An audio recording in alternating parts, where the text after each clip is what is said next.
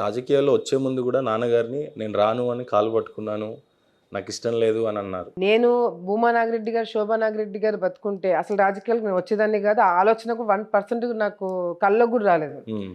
నాన్నగారు చనిపోయిన తర్వాత కూడా నా అంటే అమ్మగారు చనిపోయిన తర్వాత కూడా నానున్నాడు, అన్నీ ఆయన చూసుకుంటాడు. ఇప్పుడు ఎవరైనా ఇప్పుడు అదే అనుకుంటారు.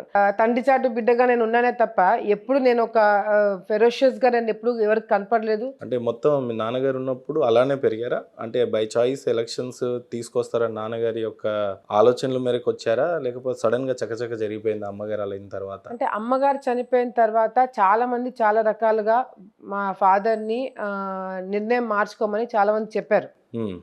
అఖిలకి ఇంట్రెస్ట్ లేదు, ఆడపిల్ల చేయలేదు, వద్దు, ఇంట్లో మగపిల్లలున్నారు, వాళ్ళని పెడదాం, వీళ్ళని పెడదాము, లేదా నేనే ఉంటానని చాలామంది సలహాలు ఇచ్చుకున్నారు వాళ్ళు వాళ్ళు. హ్మ్.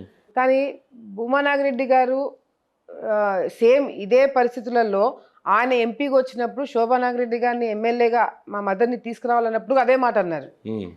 సో నన్ను తీసుకొచ్చేటప్పుడు కూడా చాలామంది అదే చెప్పారు. హ్మ్. కానీ నాన్న లేదు, నేను ఒక నిర్ణయం తీసేసుకున్నాను, అఖిల కరెక్ట్ పర్సన్, హ్మ్. ఎందుకో నేను నా కూతురు ఎందుకు బెటర్ నాకు తెలుసు, తన క్వాలిటీస్ ఏంటో నాకు తెలుసు, నాకు కూడా తెలియదు నేను చేయగలుగుతానా లేదా అనేది, నాకు కూడా తెలియలేదు అప్పుడు. అలా మొండిగా ఎక్కడన్నా ఉండడం చూసాడేమో మరి సో స్టెప్ నా డౌన్‌గా కొన్ని ఉండటం. అదే స్టార్టింగ్ నుంచి కొన్ని క్వాలిటీస్ చూడడం వల్లనో ఆ నమ్మకం ఉందో లేకపోతే ఏం ఆలోచించి చేశారో తెలియదు, కానీ ఆయన నన్ను తీసుకొచ్చి పెట్టడం జరిగింది. హ్మ్. కానీ తర్వాత కూడా అప్పుడు కూడా నేను చాలా సందర్భాల్లో నేను టెంపరీగానే ఉన్నాను, మా తమ్ముడు వచ్చేంత వరకు లేకపోతే నా మ్యారేజ్ అయ్యి నేను సెటిల్ అయ్యేంత వరకు అని అనుకునే తప్ప హ్మ్. నాన్న చనిపోతాడని మేము ఎక్స్పెక్ట్ చేయలేదు. తర్వాత ఆయన హెల్త్ కొద్దిగా పాడవుతూ వస్తుండడంతో మేము అర్థం చేసుకున్నామే తప్ప, సో ఎప్పుడు కూడా నేను ఉండిపోతానని ఎప్పుడు అనుకోలేదు. నాన్నగారి మీద ప్రధానంగా కాన్స్టిట్యుయెన్సీలో విమర్శలు రాలేదా అండి? అప్పుడు అమ్మగారిని దించడం, తర్వాత మిమ్మల్ని దించడం, కుటుంబ రాజకీయాలు ఎక్కువగున్నాయి నంద్యాలలో గానీ, లేకపోతే ఆళ్ళగడ్డ జిల్లాలో గానీ, ఈ రకమైనటువంటి విమర్శలు రాలేదా? అలాంటి వాటికి ఎలా స్పందించేవారాయన?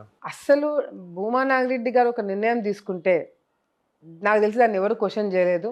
అది చంద్రబాబు నాయుడు గారు మేము వైసీపీలో ఉన్నప్పుడు ఆయన ఎప్పుడు టీడీపీ ఎప్పుడు ప్రశ్నించలేదు.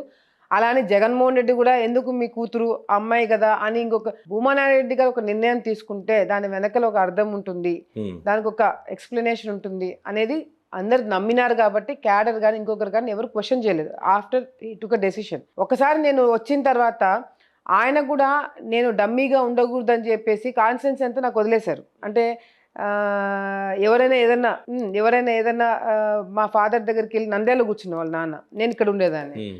సో నాన్న దగ్గరికి వెళ్ళి ఆలగడ్డ కార్యకర్తలు ఎవరైనా పోతే నేను కాదు మీ ఎమ్మెల్యే అఖిల, సో వెళ్ళి అఖిలని కలువు, లేదన్నా కౌన్సిలర్ టికెట్స్ గానీ, ఆ, మున్సిపల్ టికెట్స్ అంత ఏమన్నా అంత దూరం కావాలన్నప్పుడు రాలేదు అప్పటికి. ఆ! ఫస్ట్ ఆఫ్ ఆల్ పరిచయం ఏర్పడాలా. హ్మ్. అంటే అఖిలమ్మ కొత్తగా వచ్చింది కదన్నా, అఖిలమ్మకి తెలియదు అంటే తెలియకపోతే తెలిసేలాగా చేయండి మీరు. హ్మ్. అప్పుడు శోభాని ఎట్లా తయారు చేసుకున్నాను, ఇప్పుడు అఖిలాన్ని తయారు చేసుకున్నాను చెప్పి కార్యకర్తలకి నాకు ఒక బాండ్ని మా నాన్న ఉన్నప్పుడే నాకు ఏర్పాటు చేయడం జరిగింది. హ్మ్. దాని తర్వాత మెల్లిమెల్లిగా కొద్దిగా నాకు కూడా ఇంట్రెస్ట్ ఉండడము, నేను డమ్మీగా ఉండకూడదు.